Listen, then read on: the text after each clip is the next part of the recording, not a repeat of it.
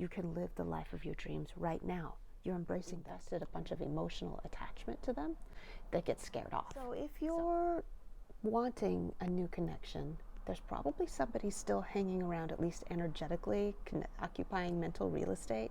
This page of wands. Hello there, Sagittarius. What to expect in the next 6 months, the rest of 2021? What is coming up for you? What can you expect? Let's start with the main theme that we're going to be holding on to going forward for the rest of the reading. Here we go. Okay. Well, I got the 9 of Pentacles and the 4 of Wands, and it's representing a sense of passion and like anticipation and excitement for what you could possibly be doing, but you're not really doing that yet. You've been kind of bouncing around, socializing, experimenting with this, trying this out, but not, doing this, doing that, not really committing to anything. And that's in the next 6 months. You're being asked to transition from being the experimenter to being the committer, to being committed to, one project. And that's where your success is going to lay. But you need to feel safe, you need to feel supported, and you need to feel like it's worth putting your time and energy into before you fully commit to it. And that's okay. It's coming. Let's get on with the reading, and we're going to find out more. The first card that we have for what to embrace for the next 6 months, embracing the Justice card. Things can be fair for you. You've got the idea somehow that you don't deserve to live an exciting, passionate life. You don't deserve to be able to do the kinds of things that light you up, that make you feel really good, because you haven't worked hard enough, you haven't put in enough time, you didn't come from the right family. That, like, we've got all of these excuses about why we don't deserve to do what we want to do. But the Justice card is here to say, you being a manifestation of the universe, you being in the physical body that you are right now, is reason enough for you to do things that light you up. All you have to do is make sure that you're taking care of yourself and taking care of your responsibilities in the process. Nothing else really matters. And the universe is fair, right?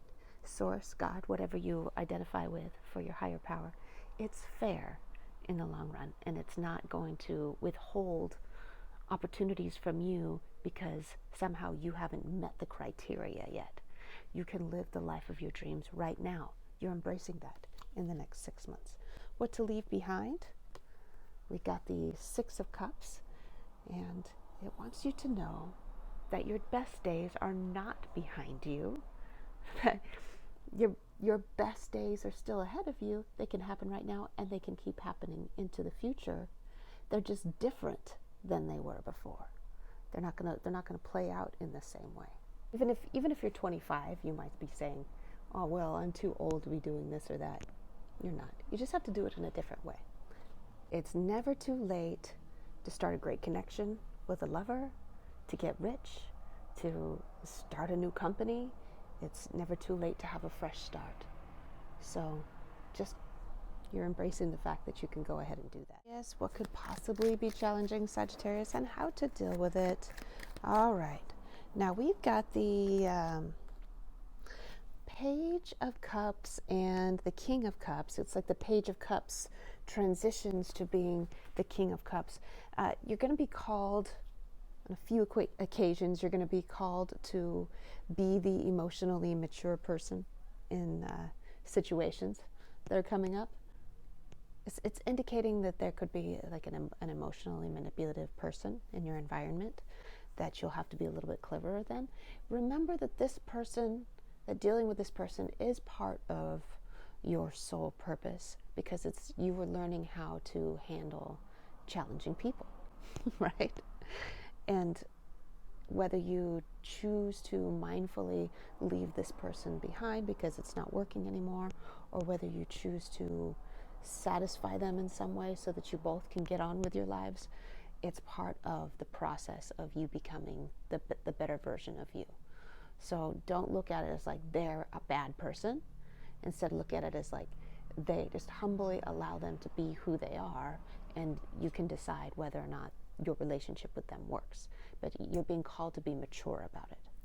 Okay, that light's a little bit better. All right, what have we got here? There's a Two of Swords. It's like, should I do this or should I do that? Do I have to choose between love and like scarcity, possibly? Like, if I choose the path of if I choose the path of going with my passion, going with my love, living a life that I really enjoy, then will I have to live in scarcity? Scarcity is a mindset, right? But it's not a choice of either or. It's just a matter of building the life that satisfies you and allowing the money to come in from there. But that first thing is to be satisfied. There's no sense in spinning your wheels in a situation that brings money to you when you're really, really unhappy doing it. Really important for you to enjoy the work that you're doing, or at least just be satisfied with it. But Sagittarius needs to really enjoy themselves in the work that they do. So there's really not a choice. Whenever the Two of Swords comes up, it's really not a choice. You know what you need to do. We have the Nine of Wands, Ten of Swords, and the High Priestess all together. There's a little bit of a, like this theme comes up a few times in the next 6 months where you're like, what now? When it comes to your relationships with other people, like you feel like you need to defend yourself from them. So people like being on the attack against you, but it's really nobody wants to tell this to Sagittarius. A lot of the time you're kind of bringing on what you perceive as an attack when you are so quick to tell people what you think about what they should be doing. You're so quick to give them advice, right? But if you pull back a little bit and just work on loving yourself, then you'll see people's attitudes start to change, right? You want to turn inward, work on yourself as much as possible, and at the same time, create a new attitude in your head, which is, well, people love me, and I don't have to tell them. Instead of feeling like, I'm just trying to show people that I care, and they just attack me in return, and being surprised about that, right? You'll see the nature of the relationships that you have start to pivot toward being more loving and less about the attack and the defense, right? Okay, so next what we're going to do is we're going to look at how to bring in more abundance and prosperity, how to bring in more money in the next 6 months. What do you need to know about? Okay, we got the Moon, we've got the Page of Swords, we've got the Three of Pentacles in reverse, and we've got the Four of Pentacles. And once again, as I was talking about in the theme about needing a clear direction, it's really playing out in your economic security. As we're going through these next 6 months, you're saying, okay, it's time for me to get it together and get focused, because so far this lack of clear direction is resulting in you not having a significant way to contribute to your community, and it's affecting your bank account, right? On one hand, you're hoarding the money that you do have. You're not putting it into circulation because you don't know when more money is coming, and you don't have any like real clear ideas on how you're going to get more, right? This imagery of someone who is like manically trying to rush into creating something real quick, or applying for a bunch of jobs to try to bring in money at any cost, when it's really not going to pan out in the long run because you're not being consistent about it. You're not totally committed to what it is that you're throwing your energy out. And also there's this like lack of commitment to any particular group or organization.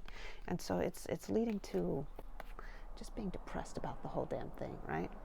There's too much emotional weight involved in everything that has to do with money.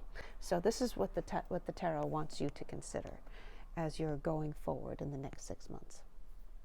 Do everything that you can to detach yourself emotionally from money.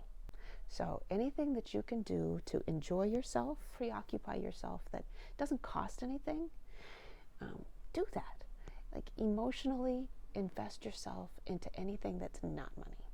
So this is the way it plays out in interpersonal relationships as well, with friends and lovers.